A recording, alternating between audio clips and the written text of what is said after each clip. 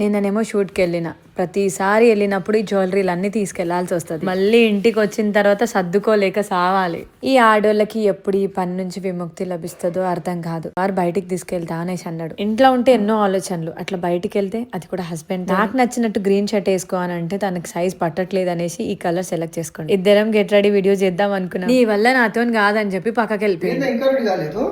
ఇంకా 30 minutes పడుతుంది కానీ నువ్వేంది ఇంత ఫ్రెష్ గా కనిపిస్తున్నావు? అది కూడా 10 నిమిషాల్లో ఎన్ని ప్రోడక్ట్స్ యూజ్ చేసినావు?